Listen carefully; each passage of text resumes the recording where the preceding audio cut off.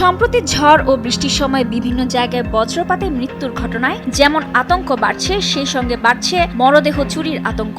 বিষয়টি শুনতে অস্বাভাবিক মনে হলেও এর পেছনে কাজ করে কুসংস্কার, গুজব এবং কিছু ক্ষেত্রে অপরাধ চক্রের স্বার্থ। কিন্তু আদৌ কি মরদেহ চুরি হয়, বা এমন মৃত্যুতে কি মৃত মানুষের শরীরে কোনো অলৌকিক ঘটনা ঘটে?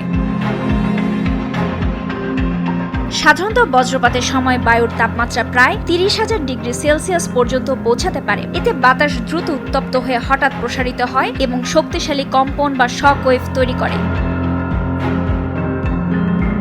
তবে বজ্রপাতে মৃত মানুষের শরীরে কোনো অলৌকিক শক্তি বা বিশেষ উপাদান থেকে যায়, এমন ধারণার কোনো বৈজ্ঞানিক ভিত্তিই নেই। বজ্রপাত মূলত উচ্চ ভোল্টেজের বৈদ্যুতিক স্রোত, যা শরীরের ভেতর দিয়ে প্রবাহিত হয়ে মারাত্মক ক্ষতি করে। মৃত্যুর পর শরীরে কোনো বিশেষ শক্তি সংরক্ষিত থাকে না বলেও জানিয়েছেন বিশেষজ্ঞরা।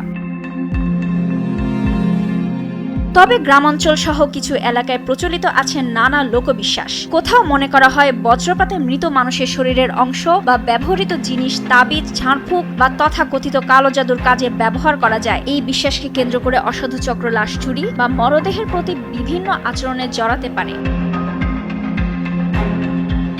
অনেক সময় লাশ চুরি বলে যেসব খবর ছড়ায় তা সবই সংঘটিত অপরাধ নয়। কিছু ক্ষেত্রে পারিবারিক বিরোধ, জমি সংক্রান্ত দ্বন্দ্ব বা সামাজিক আতঙ্কের কারণেও গুজব তৈরি হয়। আবারও কোথাও মরদেহ দ্রুত দাফনের ঘটনাকে ভুলভাবে ব্যাখ্যা করা হয় বলেও জানান আইনশৃঙ্খলা বাহিনীর সাবেক কর্মকর্তারা।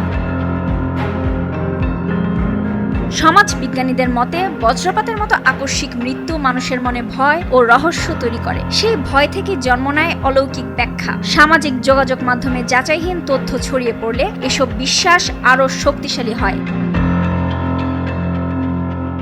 বিশেষজ্ঞদের পরামর্শ অনুযায়ী বজ্রপাতে মৃত্যু হলে দ্রুত প্রশাসনকে জানানো, আইনগত প্রক্রিয়া অনুসরণ এবং গুজবে কান না দেওয়া জরুরি। একই সঙ্গে স্থানীয় পর্যায়ে সচেতনতা বাড়ানো গেলে লাশ চুরি নিয়ে আতঙ্ক ও কুসংস্কার কমানো সম্ভব। সংশ্লিষ্টদের মতে মৃতদেহের প্রতি সম্মান রক্ষা এবং পরিবারের নিরাপত্তা নিশ্চিত করতে গুজবের বদলে তথ্যভিত্তিক সচেতনতা গড়ে তোলাই এখন সবচেয়ে গুরুত্বপূর্ণ। রুবায়েত তানজুম, দেশ টিভি।